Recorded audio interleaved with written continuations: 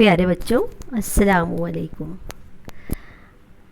कल हमने देखा था कि कंप्यूटर की मदद से बहुत सारे काम किए जाते हैं और कंप्यूटर में डिफरेंट पार्ट्स होते हैं जिनसे आप तो अच्छी तरह वाकिफ़ है। फिर भी यहाँ पर हम जो सबक पढ़ रहे हैं उसमें भी हम देखेंगे कि कौन कौन से उसके हिस्से होते हैं, कौन कौन से उसके पार्ट्स होते हैं। पहले मैडम ने बताया था सीपीयू के बारे में, जो कि उस कंप्यूटर में दिमाग का काम अंजाम देता है। सीपीयू जो है उसमें सारी अक्ल जो होती है वो भरी होती है। और कंप्यूटर बच्चों के लिए नया था, इसलिए बच्चे जो हैं वो मैडम से बार बार सवालात कर रहे थे और मैडम उनकी मालूमात के लिए, उनकी इन्फॉर्मेशन के लिए उनको तमाम सवालों का जवाब दे रही थी और उन्हें बता रही थी कि कंप्यूटर के हिस्से कौन कौन से हैं और कौन से हिस्से का क्या काम है, किस तरह से उससे काम लिया जाता है। तो ठीक है, देखते हैं अब आगे। सारे बच्चे, आप जानते हैं कि सारे बच्चे सर के साथ, उस्ताद के साथ कंप्यूटर लैब में मौजूद थे और वहाँ पर वो सब देख रहे थे और फिर सवालात भी कर रहे थे। अब सारे बच्चों में एक बच्चा था राशिद। राशिद ने मैडम से पूछा, मैडम कंप्यूटर से क्या काम लिए जाते हैं? मैडम ने उसे जवाब दिया, बच्चों देखिए, कल भी हमने आपको बताया था कि ये जो अलामत है इसको फ़जाइया अलामत कहते हैं। फ़े, जीम, अलीफ, हमज़ा, ये और झटके वाला जो हे होता है, फ़जाइया अलामत इसको कहा जाता है। हमने आपको बताया था ये खुशी और गम और हैरत और मुखातिब करने के लिए इस अलामत का इस्तेमाल होता है। ऐसे जज्बात जिससे ज़ाहिर होते हैं उसको हम कहते हैं फ़जाइया अलामत। तो मैडम कहती हैं, बच्चों पहले ये जान लो कि सीपीयू से जुड़े हुए 3 हिस्से और होते हैं। अब सीपीयू होता है और सीपीयू से जुड़े हुए 3 हिस्से होते हैं। अब वो 3 हिस्से कौन कौन से होते हैं देखिए। ये टीवी जैसा जो बॉक्स नज़र आ रहा है ना, उसे मॉनिटर कहते हैं। ये टीवी जैसा, और सीपीयू ये है। टीवी जैसा जो बॉक्स नज़र आ रहा है उसे क्या कहा जाता है? मॉनिटर कहा जाता है। पहले तो ये क्या कहलाएगा? मॉनिटर, है ना। इसको ये कैसा नज़र आ रहा है आपको? कैसा नज़र आ रहा है? ये टीवी जैसा, और ये जो है वो सीपीयू है। तो इसे मॉनिटर कहते हैं। कंप्यूटर से हासिल होने वाली सारी मालूमात इसी पर नज़र आती है। हमको मालूम है ना, ये जो स्क्रीन यहाँ दिया हुआ है, इस स्क्रीन पर हमको सारी इन्फॉर्मेशन जो है वो नज़र आती है, क्योंकि प्रिंट होकर वो यहीं पर आती है और फिर ये इसी के ज़रिए से हम पढ़ते हैं जो भी है। और हमको जिस भी फंक्शन में जाना है उस पर हम यहाँ पर बहुत सारे वो दिए रहते हैं हमारे को ऑप्शंस, उसमें से हम क्लिक करके और फिर अंदर जो हमको ओपन करना होता है उसको ओपन करते हैं और फिर उसको जो भी चीज़ हमको देखना है वो हमको कहाँ नज़र आती है? मॉनिटर पर नज़र आती है। फिर हिना पूछती है, हिना, और मैडम ये बटनों वाली जो प्लेट है, तो मैं हिना को एक बटन वाली प्लेट नज़र आ रही थी, मतलब ये। तो हिना पूछती है कि मैडम ये बटनों वाली जो प्लेट है, मतलब डॉट डॉट डॉट दिया है, मतलब वो अधूरा सवाल छोड़ देती है। मैडम उसे जवाब देते हैं, उससे कीबोर्ड कहते हैं, जिसके बटनों को दबाकर कंप्यूटर को चलाया जाता है और उसमें मालूमात दाखिल की जाती है या उससे मालूमात ली जाती है। अगर हमको, आपने फ़ाइल बनाई होगी ना, फ़ाइल बनाई होगी तो उसके अंदर आपने जो भी इंफॉर्मेशन डाली होगी फ़ाइल के अंदर, तो वो फ़ाइल की जो आपने फ़ाइल तैयार की है, तो कंप्यूटर का जो कीबोर्ड है उसी को चलाकर फ़ाइल तैयार की होगी ना। और फिर उसको चलाकर, यानी हमने क्या किया? फ़ाइल बनाई, मतलब हमने अपनी तरफ से ये मालूमात कंप्यूटर में दाखिल की। और या फिर अगर इसके अलावा हमको कोई इन्फॉर्मेशन कंप्यूटर से लेना है तो भी हम कहाँ से लेते हैं? कीबोर्ड से लेते हैं। अहमद, अब एक बच्चा उनमें क्या था, उसका नाम क्या था? अहमद था। अहमद ने कहा, और ये वायर से जुड़ी हुई गोल गोल सी डिबिया क्या है मैडम? अब एक एक चीज़ के बारे में बच्चे पूछते जा रहे हैं। अब देखिए, वो पूछ रहा है इसके बारे में कि ये वायर से जुड़ी हुई गोल गोल सी डिबिया क्या है मैडम? मैडम इसे माउस कहते हैं। क्या कहते हैं इसे? माउस। कुछ बच्चे एक साथ, माउस, अरे ये माउस है, माउस तो चूहे को कहते हैं। और तमाम बच्चे और उस्ताद हंसते हैं कि माउस किसको कहा जाता है? चूहे को कहा जाता है। तो ये माउस है, इसको माउस तो चूहे को कहा जाता है। तो मैडम जवाब देती हैं, जी हाँ, इसे माउस ही कहते हैं। इसमें भी बटन होते हैं, जो कंप्यूटर के कामों में तेज़ी लाने के लिए इस्तेमाल किए जाते हैं। यानी एक तो हमारा कीबोर्ड होता है, या तो हम कीबोर्ड यूज़ करें या फिर हम क्या यूज़ कर सकते हैं, माउस यूज़ कर सकते हैं। तो माउस जब हम यूज़ करते हैं तो इससे क्या होता है कि जो कंप्यूटर का वर्क है वो तेज़ हो जाता है, मतलब जल्दी होता है, तेज़ी से होता है, और हम जल्दी से उस काम को कर सकते हैं। कीबोर्ड में टाइप करने में टाइम लगता है, लेकिन माउस की मदद से वो जो कंप्यूटर का वर्क है वो तेज़ी से होता है, जल्दी से होता है। तेज़ी लाने के लिए इस्तेमाल किए जाते हैं CPU, मॉनिटर, कीबोर्ड और माउस। इन चारों के मिलने से कंप्यूटर बनता है। अब देखिए, चार जो इम्पोर्टेंट चीज़ें हैं कौन कौन सी हैं?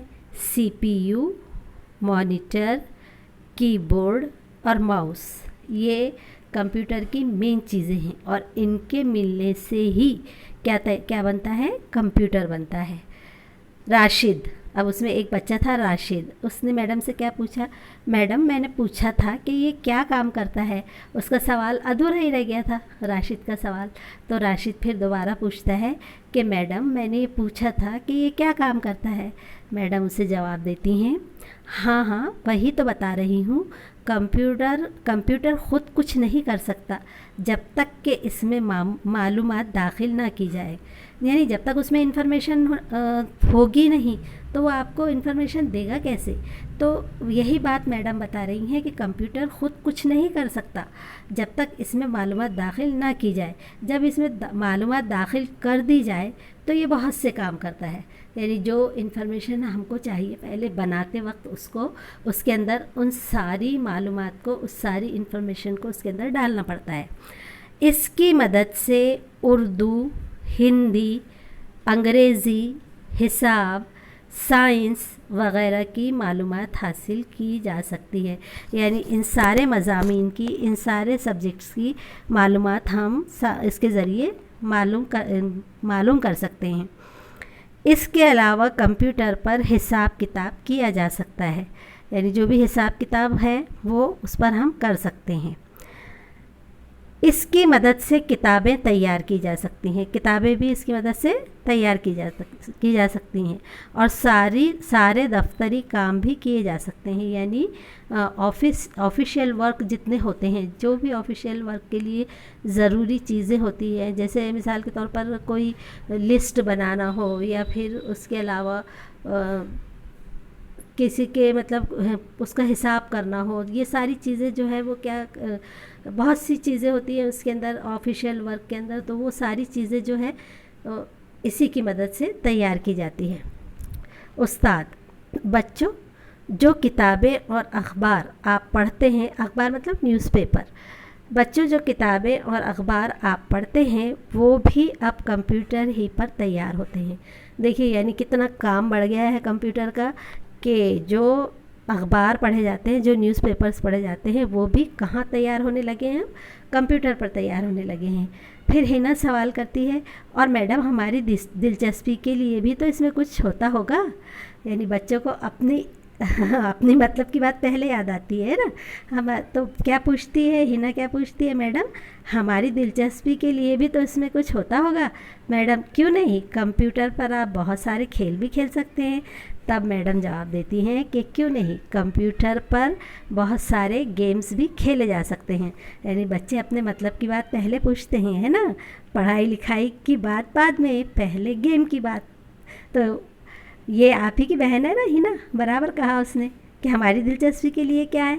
तो मैडम ने जवाब दिया कि इस पर आप बहुत सारे खेल भी खेल सकते हैं। उस्ताद, अच्छा बच्चों, आज के लिए इतनी बातें काफ़ी हैं। कंप्यूटर के बारे में दूसरी बात, बहुत सी बातें हम कल की क्लास में सीखेंगे।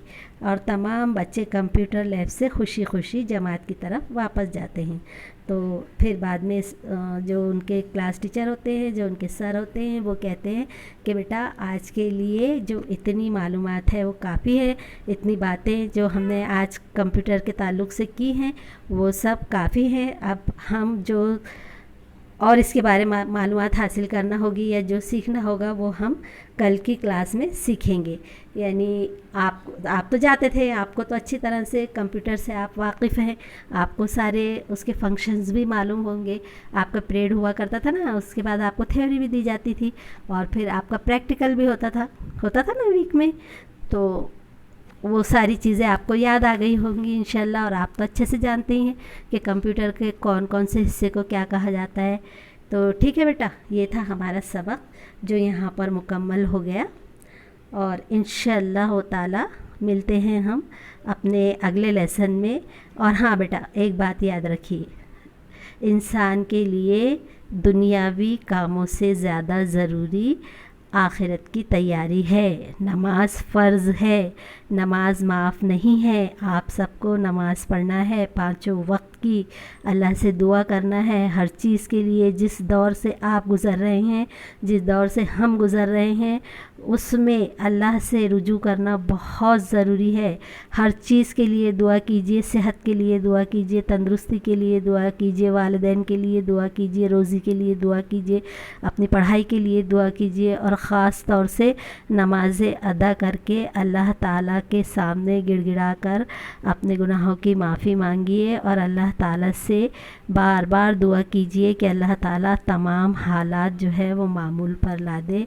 अल्लाह ताला तमाम मुसलमानों की हिफाजत फरमाए। ठीक है बेटा, और मस्जिद जाइए, अगर घर में पढ़ रहे हैं तो घर में पढ़ें, लेकिन अभी तो फ़िलहाल सब मस्जिद ही जा रहे हैं। तो बाकायदा मस्जिद जाइए, नमाज़ अदा कीजिए। आप बड़े हो चुके हैं, आप 6 क्लास में आ चुके हैं, आप पर नमाज़ फ़र्ज़ हो चुकी है। अब अगर आप नमाज़ नहीं पढ़ेंगे, अगर आप नमाज़ क़ज़ा करेंगे तो अल्लाह ताला नाराज़ होगा और आप गुनाहगार होंगे। ठीक है, तो मिलते हैं इंशाअल्लाह ताला अपने अगले सबक, या नहीं सॉरी, इस सबक की जो एक्सरसाइज है वो हम आपको एक्सप्लेन करेंगे। अभी यहाँ पर हमारा सिर्फ एक्सप्लेनेशन ख़त्म हुआ है, बाकी इसकी एक्सरसाइज और कुछ ग्रामर बाकी है। इंशाअल्लाह ताला अगले वीडियो में मिलते हैं। तब तक के लिए अल्लाह हाफिज़, फ़ी अमानिल्लाह।